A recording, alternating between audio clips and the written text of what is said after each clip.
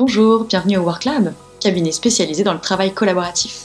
Je suis Manon Mizrahi, une de ses facilitatrices et formatrices. Dans cette vidéo, on va parler des réunions à distance dans un aspect un peu personnel. Oui, je vais vous expliquer comment vous pouvez pimper vos réunions en visio avec vos parents.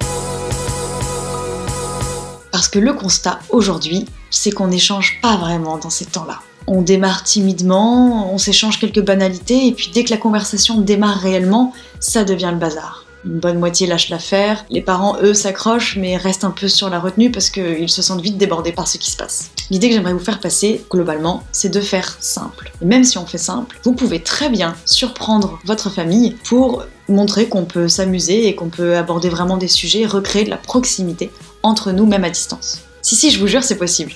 Vous allez voir. En fait, c'est tout bête. Toutes les trucs et astuces qu'on se donne dans le milieu professionnel, on pourrait se les appliquer en famille, de manière simple et légère, sans vouloir faire non plus une usine à gaz. C'est-à-dire démarrer par un petit temps de brise-glace, un truc rapide pour décrocher quelques sourires, créer un climat un peu chaleureux. Vous avez aussi tout intérêt à introduire les différents canaux de communication qui libèrent la circulation de la parole, c'est-à-dire utiliser le chat de la visio et utiliser les tags, les techniques d'animation gestuelle. Voilà, ça va permettre à chacun de réagir à ce qui est en train d'être dit sans forcément se couper la parole, puisque c'est ça la principale difficulté dans les réunions de famille à distance. Ce qui peut être sympa, pour qu'on ait le sentiment d'avoir vraiment parlé de certains sujets dans ces temps de visio, c'est de proposer un sujet sur la table, tiens, ça vous dit qu'on discute de ce sujet-là, ou alors vous vous rendez compte que c'est un sujet qui émerge naturellement, et là, vous proposez un petit temps de discussion en sous-groupe ou à deux. Vous créez des sous-salles sur Zoom, vous faites s'appeler au téléphone, on se met tous en muet sur la visio, on se donne 10 minutes et on revient sur la visio.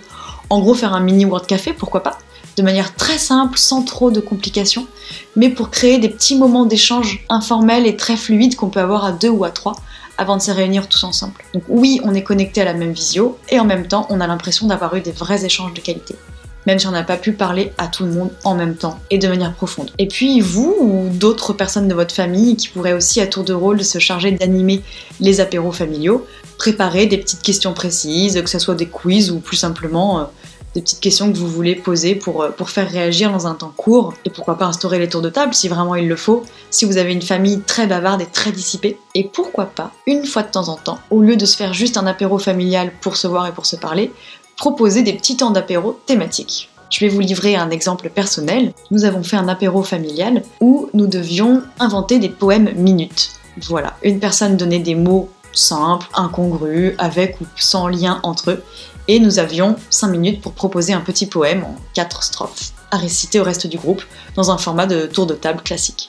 Vous voyez, en fait, avec un peu d'imagination, en n'ayant pas peur de reprendre nos concepts qu'on utilise dans les réunions professionnelles, on peut très bien améliorer nos visios familiales. Alors bons apéros!